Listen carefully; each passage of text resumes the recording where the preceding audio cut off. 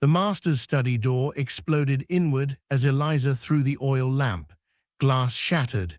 Flames caught the curtains, spreading like judgment itself.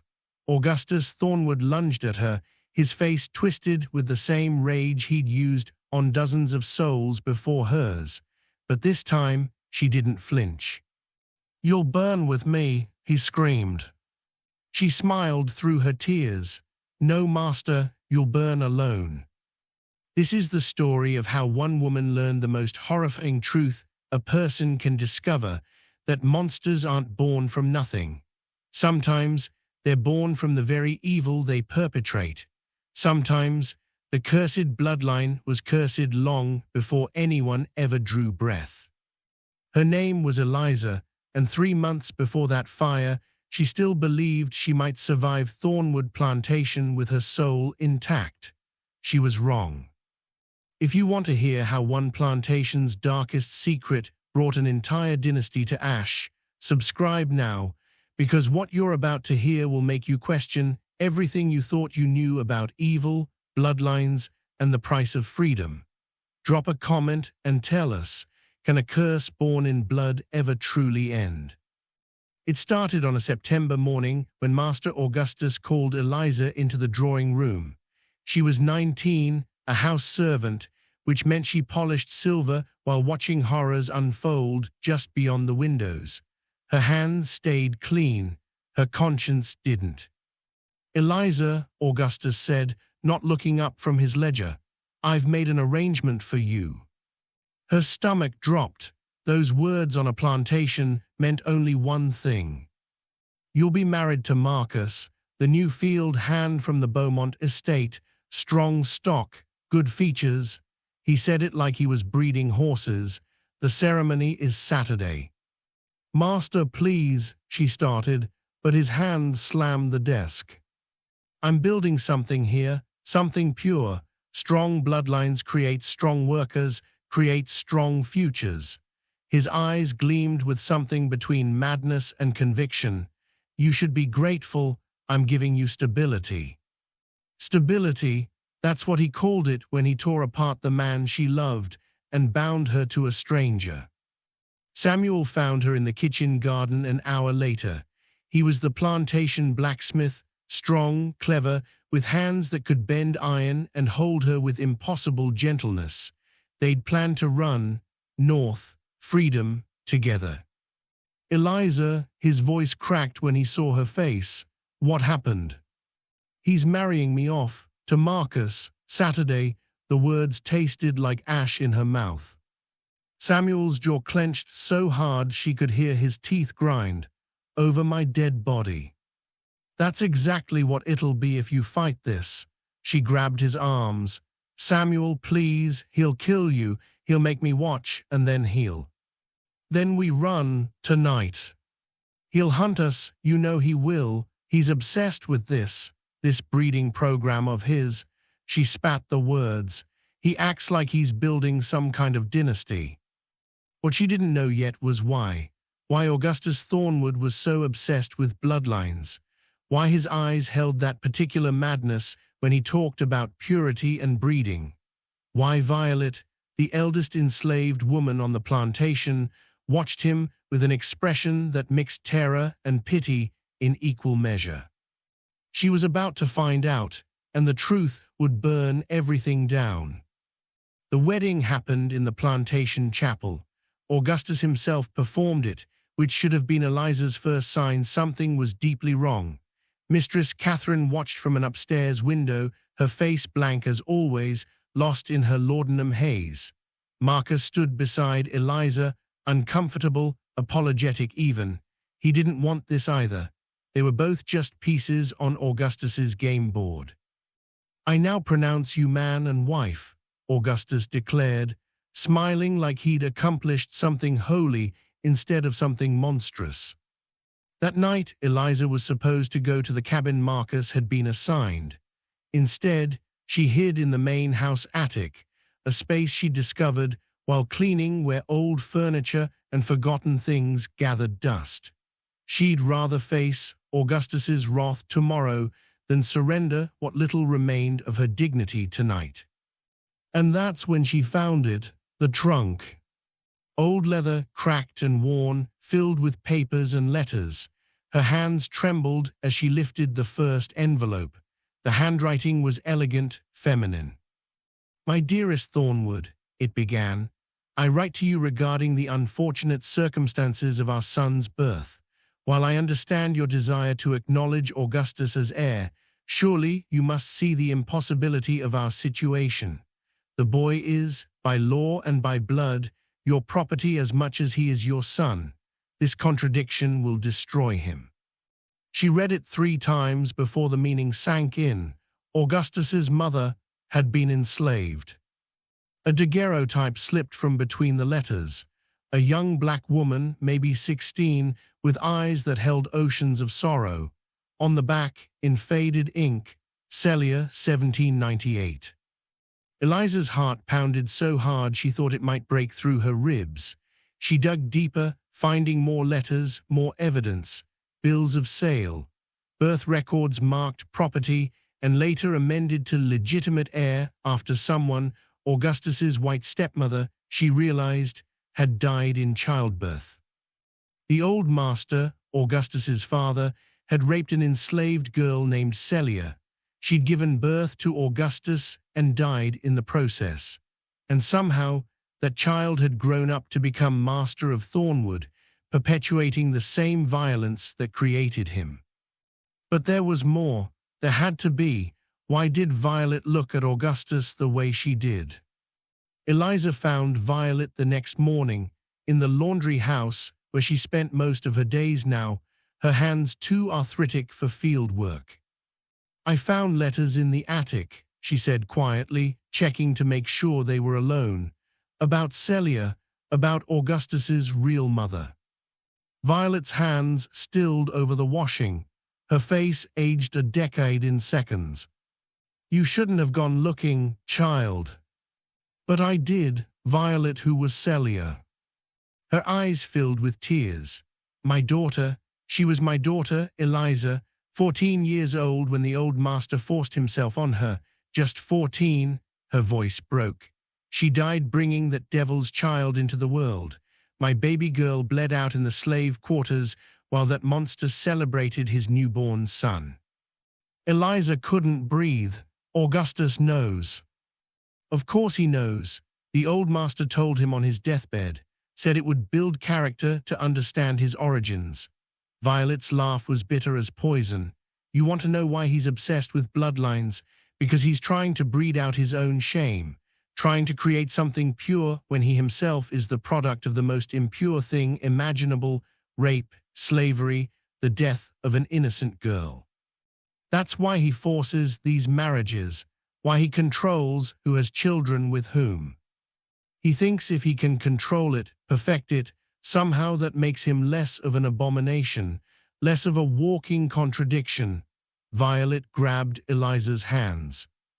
"But it just makes him a monster, Eliza. He had a choice. Every day he chooses to become his father instead of honor his mother." That night things began to change. Marcus fell violently ill, fever, convulsions, raving about shadows and blood. Catherine Thornwood emerged from her rooms for the first time in weeks, wandering the halls and whispering, "Blood calls to blood. The curse comes due." And Augustus started to unravel. Eliza watched him from the servants' corridors, saw him packing his study at midnight, pulling out the same documents she'd found, reading them over and over like a man searching for a different truth than the one written in ink. He'd stopped eating, stopped sleeping. His eyes grew wild. "What have I built?" she heard him mutter once. "What am I building?" Samuel found Eliza 3 days later with a plan. Several enslaved families were ready to run. They'd been planning it for months, waiting for the right moment. The chaos on the plantation, Augustus's strange behavior, it was now or never. "We need papers from his study," Samuel said. "Bills of sale, ownership documents. We destroy them, we've got at least a week's head start before he can prove we belong to him." "There's more down there," Eliza said. "In the cellar, Catherine told me. The mistress had cornered her that morning, lucid for the first time in years, pressing a key into her palm. He keeps the real records below, she'd whispered. Everything, every evil deed, every shameful secret, even what he knows about himself. Burn it all, child, burn it all down. Looking back, Catherine had been planning this longer than any of them. But first, Eliza had to get into that cellar. And that's where he found her. Stay with us, because what happened next, what Augustus confessed in that underground chamber surrounded by his family's sins, will change everything you thought you knew about who the real victim was. Comment below if you think a man born from evil can choose to be good. Can he? The cellar beneath Thornwood Plantation smelled of earth and secrets. Eliza descended the narrow stairs, Catherine's key clutched in her sweating palm, a single candle lighting her way. The walls were lined with shelves, ledgers, documents, boxes of correspondence spanning decades. This was where the Thornwood family kept their true history, away from polite society's eyes. She moved quickly, pulling down record books, scanning pages, bills of sale going back 50 years, breeding records, written in cold, clinical language that made her stomach turn. Children listed like livestock, families separated with neat check marks and dollar amounts. Then she found the locked cabinet. The key fit perfectly. Inside were 3 leather journals, their pages yellowed with age. The first belonged to Augustus's father, the second to Augustus's grandfather, and the third, she opened it with trembling hands, belonged to Augustus himself. August 3rd, 1840, his handwriting began. Today I learned what I truly am. Father told me on his deathbed, laughing even as he choked on his own blood. Your mother was my property, he said, and so were you until I decided otherwise. Never forget what runs in your veins, boy. You're both master and slave, and that contradiction will eat you alive. Eliza's breath caught. The entries continued, year after year, spiraling into obsession. I will not let his mockery define me. I will build something pure, something that erases the shame of my birth. Strong bloodlines, controlled breeding, a legacy that washes away the stain of what I am. The last entry was dated 3 days ago. The curse is real, I see it now, every attempt to control what cannot be controlled, every forced union producing sickness, weakness, death. My own mother died bringing me into this world, now Marcus lies dying. The bloodline rejects itself. Perhaps father was right. Perhaps I am meant to be consumed by what I am. He was right about that. Eliza spun around. Augustus stood at the bottom of the stairs, blocking her only exit. His eyes were bloodshot, his clothes disheveled. He looked like a man who hadn't slept in weeks. You read my journals, he said, not a question, a statement. I know what you are, Eliza replied, surprised by the steadiness in her own voice. I know about Celia, about your father, about everything you've tried to hide. Augustus laughed, a sound like breaking glass. Hide? I've never hidden from it. I've spent every day of my miserable life trying to fix it, to correct the abomination of my own existence. By creating more abominations, Eliza's voice rose, by forcing people into the same nightmare that created you. I'm building something. He slammed his hand against the wall. Don't you understand? If I can control it, perfect it, then maybe I'm not just a mistake. Maybe I'm not just the product of rape and death and shame. You had a choice, Eliza said, the words coming from somewhere deep and fierce inside her. Every single day you had a choice. Your mother, Celia, she had no choice. The people you've brutalized had no choice. But you chose to become your father instead of honoring your mother's memory. Something shifted in Augustus's face. For a moment, he looked almost human, almost broken. My father told me she screamed for 3 days while I was being born, he whispered. She was 14, just a child herself, and I killed her. Just by existing, I killed her. So you've spent your life killing others to somehow balance that scale? Eliza shook her head. That's not atonement, that's just more evil. Then what should I have done? His voice cracked. What was I supposed to do with the knowledge that I'm both oppressor and oppressed, that my very existence is a contradiction? My father was a master, my mother was his property. What does that make me? It makes you a man with a choice, Eliza said, and you chose wrong every single time. The rage returned to Augustus's eyes. You self-righteous you think you're better than me. We are the same, Eliza. We are both slaves to blood we didn't choose. No, Eliza's voice was steel. I'm a slave because of people like you. You're tortured because of people like you. We are not the same. Augustus moved toward her, and Eliza grabbed the nearest thing she could find, an old oil lamp sitting on one of the shelves. Her hand wrapped around its base. You won't make it out of this cellar, Augustus said. And even if you did, where would you go? You're my property. The law says so. Those papers you wanted to burn, they don't matter. I'll just write new ones. Then I'll burn you instead. Before he could react, Eliza hurled the lamp at the shelves behind him. The oil splashed, the flame caught. Decades of paper and wood ignited instantly. Augustus lunged for her, but she was already moving, ducking under his grasp, racing for the stairs. She could hear him screaming behind her. Could hear the roar of flames consuming the cellar's secrets. She burst into the main house to find chaos. Smoke was already rising through the floorboards. Samuel stood in the entrance hall, his eyes wide. Eliza, what did you? We are leaving now, get everyone. She grabbed his hand.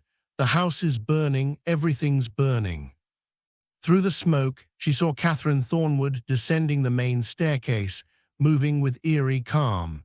The mistress held a ring of keys, the keys to every lock in the house, including the study where Augustus kept his most important documents. Mrs. Catherine, Eliza called out. The woman turned, and for the first time in years, her eyes were completely clear. I've locked the study door from the outside, she said quietly. When he comes up from that cellar, he'll find himself trapped in his own house, his own creation. You'll die too, Eliza said. Catherine smiled, sad and tired. I've been dead for years, child. I was 12 when they married me to a man 3 times my age, 14 when I realized what kind of monster I'd bound myself to. I've spent 30 years in a laudanum fog trying to forget what I saw, what I knew, what I couldn't stop. She pressed the keys into Eliza's hand. Let the bloodline end with us. Let it all burn. Before Eliza could respond, Catherine walked calmly toward the smoke, toward the flames, toward the husband she'd enabled for 3 decades. Samuel pulled Eliza toward the door. We have to go now. Outside, the plantation was in chaos. Enslaved people were running, some toward the fields, some toward the woods, some just standing and watching the great house burn. Violet stood near the kitchen garden, tears streaming down her face. Is he in there? She asked when Eliza reached her. Yes. Good. Violet's voice was hard as stone. Let him burn for what he did to my cellar, for what he did to all of us. They heard Augustus then, screaming from inside the house. He'd made it out of the cellar only to find every door locked, every window barred. Catherine had planned this perfectly. Help me, his voice echoed across the grounds. Someone help me. No one moved. Eliza stood with Samuel, Violet, and a dozen others, watching Thornwood Plantation burn. Inside her bag were the few documents she'd managed to save from the cellar, not the bills of sale, not the breeding records, just one photograph. Young Celia, 14 years old, eyes full of stolen futures. We should go, Samuel said quietly, before the authorities come. Wait, Eliza walked to the edge of the flames and pulled out the remaining papers, the proof of ownership, the records of sale, everything that bound them legally to this place. She threw them into the fire one by one. No more chains, she whispered. No more records, no more bloodlines. Only Violet kept Celia's photograph. So she's remembered, the old woman said, so someone knows her name. As dawn broke over the smoldering ruins, they began to walk, north, toward freedom, toward something that looked like hope. 3 days later, a traveling merchant discovered what was left of Thornwood Plantation. Authorities found 2 bodies in the ruins, Augustus and Catherine Thornwood, burned beyond recognition. The official record stated, accidental fire. Enslaved people fled in the chaos, likely headed north. By then, Eliza and Samuel were 50 miles away, traveling with a group of 7 families. They moved at night, hid during the day, followed the stars toward freedom. One night, Eliza placed Samuel's hand on her stomach. I'm pregnant, she said quietly, have been for about a month. His eyes widened. Eliza. This child will know freedom, she said fiercely. Augustus was obsessed with bloodlines, with controlling who had children and why. He thought blood was destiny. He thought his birth cursed him to become a monster. She looked up at the North Star. He was wrong. Blood isn't destiny, choice is. And I choose freedom. For me, for you, for this baby. What if they catch us? Samuel asked. Then we die free. Eliza's voice didn't waver. But they won't catch us. Because we're not running from a curse. We're running toward something he could never understand, a future we choose for ourselves. Violet walked beside them, still clutching Celia's photograph. My daughter would have liked you, she told Eliza. She would have been proud of what you did.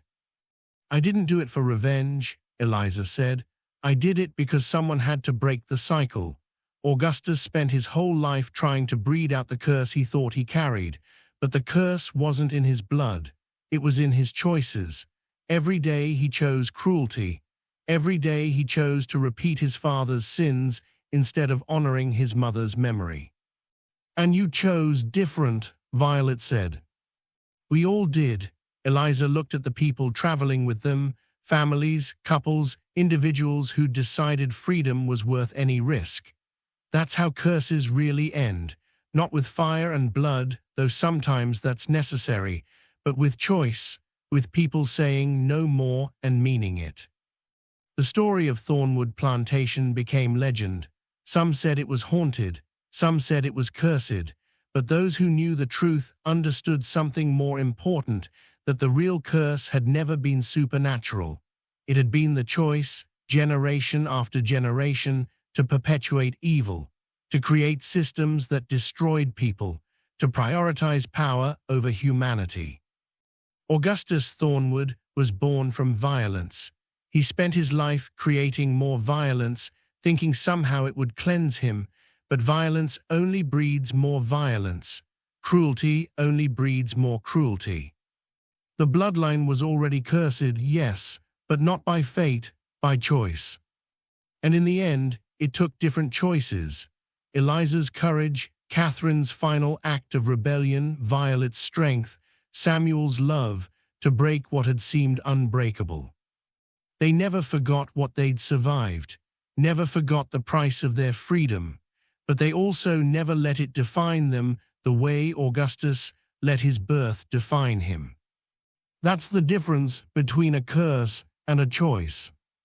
If this story moved you, hit that subscribe button, share it with someone who needs to hear it, and comment below, do you think evil is inherited or is it always a choice? Because in the end, that's the only question that really matters. The bloodline was already cursed, but some curses can be broken, some fires are necessary, and some freedoms are worth everything.